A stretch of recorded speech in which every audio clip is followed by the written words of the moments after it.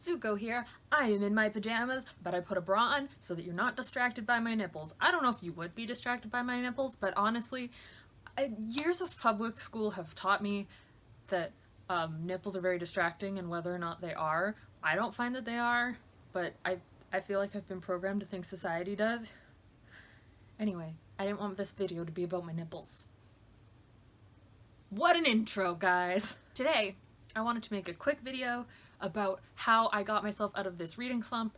I assume you can see them. If you can see my head, these books here, and these books here, these are all the books that I've read this month. And if you want to see those in the front version and know what they all are, stay tuned for my May wrap-up, because I'm not doing a every other month wrap-up right now. If I'm gonna read, I think I'm on book 14 or 15 of the month right now.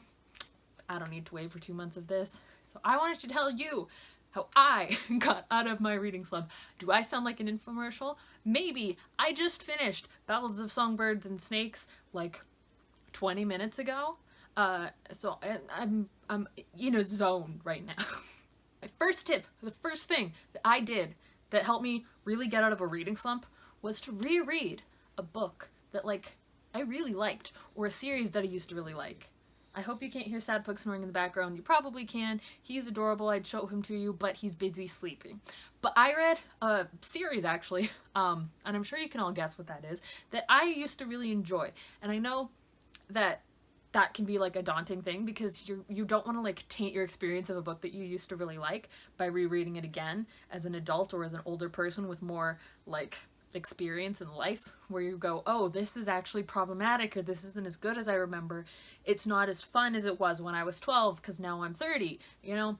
And while I understand that, and I totally do, because I feel like that about other books, I'm scared to reread Harry Potter and I'm scared to reread Twilight because I'm like, what if I don't love them now? And I fully acknowledge that Twilight is problematic in a lot of ways, but it's really fun as a book, so don't judge me. While that fear is super valid, I think that it's a good place to start if you're in a slump. To read something that you know has made you happy in the past, it makes it easier to read. Especially because it doesn't feel like such a slog to get through, because you kind of know what's happening, but you get to remember parts that you totally forgot. So yeah, my first tip would be to reread a book or a series that you used to like. Maybe avoid the series that was your all-time favorite that you're too scared to reread, because what if you do taint that experience? I don't know. Or start it, and if it's not feeling right to you, stop and pick something else. Because you don't want to ruin the experience of a book that you really loved, you know? So, the second tip that I have for getting out of a reading slump is to, if you are reading physical books, try reading an audiobook, and if you are reading an audiobook, try reading physical books. I have a weird block where my struggle is physically picking up a book and reading it. Just the act of getting it off my shelf and sitting down and opening it, my brain has a weird block about doing that. I really struggle. But I've been able to fly through audiobooks again. I know in the last video I posted, which was a week ago, those were filmed 3 or 4 weeks ago, but I said that it had taken me 17 days, and I think I opened the audiobook 43 times. I just read a 16-hour audiobook today. I read it double speed, if not faster, so it was only an 8-hour audiobook, but it is a lot easier right now that I'm in a mood again to read audiobooks. But if you have trouble sitting and focusing on just a sound, then probably sitting up and picking a physical book up. I don't know why I'm talking with my hands so much, I'm so sorry, but if it's easier for you to pick up a physical book and read, but you've been trying to read audiobooks because you have a commute or whatever, then switch to a physical book. And if you've been having trouble with physical books because it feels like a chore to read them, which it does for me because I can't multitask, pick up audiobooks. And a really fun resource, I don't know that you can get to it right now, and if you don't know about it, your local library might have a online library where you can, if you have a library card, sign in and get access to free ebooks and free audiobooks that you can take out like you would with a library, but you don't have to worry about fees, because you can't turn it in late, because it just automatically does if you don't do it yourself. So if you have access to a library, and I know it's hard with the pandemic because you can't necessarily go into a library and get a library card, but that is totally an option, and it's a really good option if you want to save money but still read books. Now, I'm currently grounded from reading audiobooks because I've been going through my library selection of books that I already own but they have on audiobooks so that I can read without having to physically read them, and I'm going to run out soon. I feel like there's not that many left, but I have 350 unread books. So like, I need to start reading the books I have instead of rushing through all of the ones that the library has that I have, because otherwise I'm gonna run out. And then next time I'm in a reading slump and I can't switch back to audiobook, what am I gonna do? I don't know. But my third tip might help with that. So this would be to read a short book.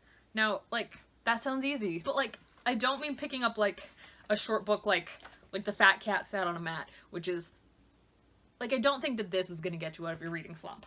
But try, if you haven't read it, or if you have, and then you get two birds with one stone, picking up like the first Harry Potter book. That is such a fast and easy read, and probably a series that you know and love already, and it might help kickstart that reading where you're like, I want to now read the next one if it's a series like Harry Potter, or like just get you back in the mindset of I want to read. Like, pick a book that either you already love or that you're really interested in, but that is like, say, less than 200 pages, if not less than that, like a novella even, and just try to like read that instead of like focusing on like The Priory of an Orange Tree. If you're having a reading slump, an 800-page book is probably not what you need to be doing.